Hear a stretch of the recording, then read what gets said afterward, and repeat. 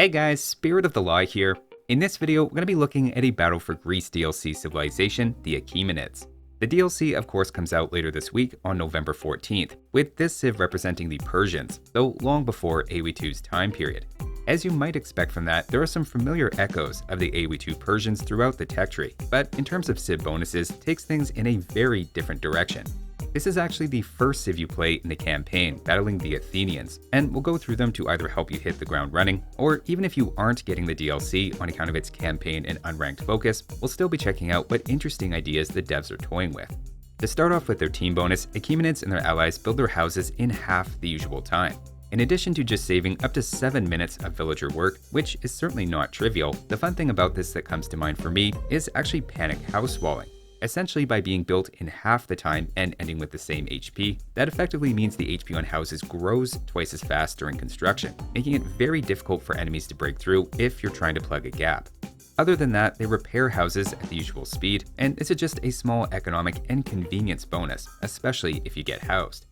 Moving on to their proper civ bonuses, we'll start with by far their most unique one, which is that once you reach the second age, each individual town center can be given a specialty between economic, military, or defensive. You can only pick one of these options for each town center you have, and there's a price associated with each specialization, giving some unique flags and visual cues to signify which one is grabbed. Now that in and of itself may be worth the price of admission, but these more specialized town centers also give some powerful aura effects, which is a mechanic we see a lot in Battle for Greece. This is not like the Athenians' policy system though, which you may recall was a global modifier, and more like picking your own civ bonus. This is for each individual town center, and only affects units or buildings within an 8-tile range, with a similar square shape to the influence of a fortified church. The first and safest option is the economic town center. This costs 75 food and 125 wood to adopt, but allows all villagers within that 8-tile distance to collect 15% faster. This would be ideal for a town center straddling a couple of resources, and you see can fit plenty of farms within its range as well. Notably, the devs remembered to have the farms themselves also grow food 15% faster. Similar to the Athenian economic policy, it's really hard to ever go wrong with more resources, and this is just a clean 3 to 4 extra resources being collected by every villager each minute. The next mutually exclusive option is the military town center for a cost of 125 wood and 75 gold. This allows all barracks, archery ranges, stables, siege workshops, forts, and shipyards nearby to work 50% faster. Now 50% sounds like a lot, though keep in mind you can often just make more military buildings in many cases, and this choice is locked in once you pay for it, so you can't just grab it, power through your research, and then switch back to the 15% villager boost on a particular town center. Personally, I think if units gained a permanent stat buff when created within this aura, it would be a bit more enticing, like a 25% damage boost rounded down, or something in that vein. But as it stands, it's just faster production and research, making it the most situational in my opinion. You can maybe argue this is the best in deathmatch, or if you're very limited in space when it comes to production buildings. The third option though is the most intriguing, and that's the defensive town center. This one costs 225 stone, roughly a third the cost of a castle, but does what it suggests, greatly increasing the defensive capability of your town center in a multitude of ways. It gives 50% more HP, adds 2 of each type of armor, doubles the attack per arrow, letting them pierce high armor rating units or hoplites much more easily, gives +1 range, provides 2 passive secondary arrows, similar in concept to the Maulian's Tigui unique tech, and also adds +4 to the maximum number of projectiles the town center can fire. That last one in particular is more useful than it might sound, and if for example you're garrisoning archer units, that can be a limiting factor, where you cap out at the usual 10 secondary arrows, while a defensive town center retains more of your archer's attack, meanwhile keeping them safe. In addition to this, it also increases the attack rate of your nearby units by 15% as well. Obviously, it's not going to be as tough as a castle, but the difference in what a defensive town center can fight off with versus without this tech is pretty impressive, where the kinds of small groups of enemy units that can usually take out a town center, sometimes without even losing a single unit, are successfully fought off entirely. There are definitely cases in the campaign where holding a particular area and simultaneously pumping up your army can be incredibly helpful. And even in unranked, if you're to play them in the custom game lobby, we can all think of situations where you want a little more than a town center, but not necessarily a castle costing the full 650 stone. Their other civ bonuses are much more straightforward. The first is shipyards work 15% faster, which includes research time and ship creation. It feels similar to the Athenian team bonus of shipyards researching 50% faster, which by the way does not apply to the regular docks for non-DLC allies, in case you were wondering. Achaemenids actually have a pretty solid naval tech tree as well, just missing the Onager ship and the equivalent of the heavy demo upgrade. For mid to early game on water, it's pretty obvious why a faster working shipyard would help you build up quickly and compete. Their last civ bonus follows a similar theme of having stables research techs 50% faster. That includes bloodlines, husbandry, and the equivalent of fully upgraded paths to Hussar and Paladin rescans. Achaemenids are also unique for accessing the War Chariot, which is a DLC exclusive unit, and we should take a minute to spotlight. These cost 65 wood and gold, roughly the same as the Bengalis' Chariot unique unit, though their specialty is against infantry, with a bit of bonus damage increasing with their elite upgrade. They also deal some area damage within half a tile, doing 40% of their regular damage to adjacent units each time they attack. Throwing them against double their numbers of swordsmen, you can see they perform their anti-infantry role well enough, though they do have some issues with spear units. Both units here are doing bonus damage to each other, but the spear line's damage is a little more intense.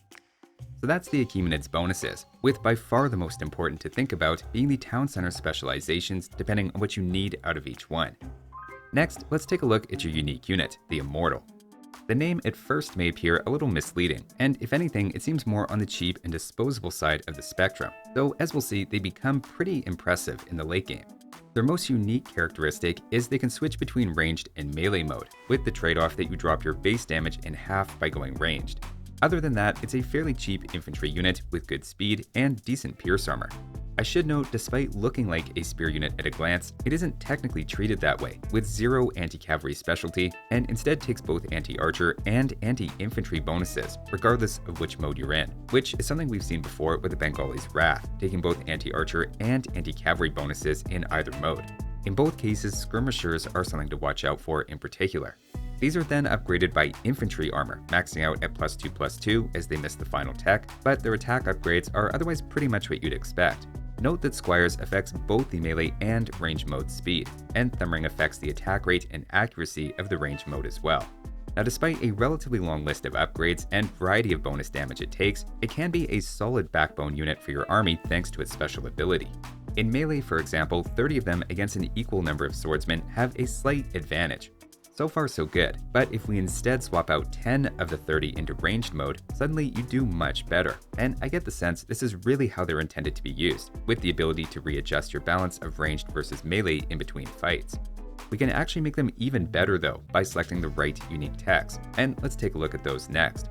Of course, you have a choice in each age of which tech to grab, and in Castle Age, your two options are either giving Spearman an aura to add +1 pierce armor to your other units within a 3-tile radius, leaning into the mixed army compositions the DLC likes to encourage, whereas the second option gives your archers, ranged immortals, and galleys a 25% faster fire rate. Keep in mind the Ethiopian's archer bonus only gives them +18%, so for a 20 gold unit, you're getting something that fires faster than Ethiopian arbalesters, while also having the same attack and moving faster, being able to then swap into melee mode as well if necessary. In Imperial Age, you then have another choice between either increasing the trample radius of your war chariots, which would make sense if you're going heavily into those against infantry, or the other unique tech further leans into infantry and archers, giving both +15% HP, again pumping up your immortals. With the right choices, they become a very strong archer option in the late game, not just for damage, but then also tankiness. In a head-to-head comparison against fully upgraded arbalesters, you can see it's not even close. Keep in mind both Sparta and Athens are pretty infantry focused, Sparta in particular, so it's not necessarily a given you should always go down the archer/infantry route, and the war chariots do notably better with the greater trample radius in dense fighting. So that's their castle, and now let's broaden our scope to take a look at their wider tech tree, starting with the archers. We haven't really talked about them yet, but the cavalry archer is a bit of a specialty for the Civ, or at least they have quite a few upgrades for it. The skirmishers are then decent, but for me the best archer option is again the Immortal in ranged mode, with the relevant techs at the castle. They don't have the equivalent of hand cannons, but either way, there's some good things here, and you have other anti-infantry options to fall back on. Moving on then to their infantry, just like Persians in AoE2, you're limited to just the longsword, and even the halberdier reskin is missing the last armor. Considering how hard the Greek civs are pushed into infantry, I like that they purposefully are turning Achaemenids away from that, encouraging you to not just play the same way with all three civs. Next, again keeping in line with the AoE2 Persians, for the cavalry you have the full tech tree, which is something that made Persians unique in Age of Kings as well. Mixing in some spearmen with a unique tech to give all of these cavalry +1 pierce armor is another way to further enhance them, and the war chariot is perfect to keep in mind against mass infantry. As for their siege, it's pretty solid, with no complaints. Heavy Scorpion would be nice to use, especially after the Scorpion's recent buff, but it's not the end of the world, and Siege Ram and Onager with engineers is often going to be plenty. Moving on to the Navy, remember you have faster working shipyards, but are missing some late game options. It feels like Athenians are really meant to be the best water civ, but Achaemenids feel like the second best, and could potentially keep up or even outpace them in early production. Next, for the Temple, like the Persians were used to, it's not the best, and notably, you're again missing the equivalent of Heresy for your expensive cavalry. You do have the reskin of Redemption though, so converting buildings is on the menu. And finally, for defenses, I'd say they're much better here than the usual Persians, having fortified walls, and are maybe even the best defensive civ of the DLC, depending on how well you're utilizing their defensive town centers to entrench forward positions or expose resources. So to wrap up with some final thoughts, by far the most interesting side of their economy is of course the town center choices, and it's a nice change of pace to out and out declare the intention of each town center as it were, whether it be with especially an economic or defensive focus. It almost feels like a district system from other games, and I could see a similar specialization being applied to other buildings in the base game with future civs. On the military side, I think Achaemenids will definitely have more appeal to someone who likes a lot of options, with the most complete combo of archery range and stable to play off one another. The Immortals then have an unusually large role for an infantry unique unit, giving a way to mix and match as either filler infantry to cover that particular hole in the tech tree, or as a powerful archer support for cavalry, especially in Imperial Age. The fact you get to play with cavalry, including war chariots, and likewise have the best cavalry archers, I think will give this civ a particular appeal to players who like using mobility, and that feels like the biggest contrast with the Greek civs. That'll do it for this one though. Huge thanks to James, Jared2142, Justin, Samantha, Shawarma Ryder, Steven, Woodruff, and everyone else on Patreon for their amazing support. Thanks for watching, and I'll see you next time.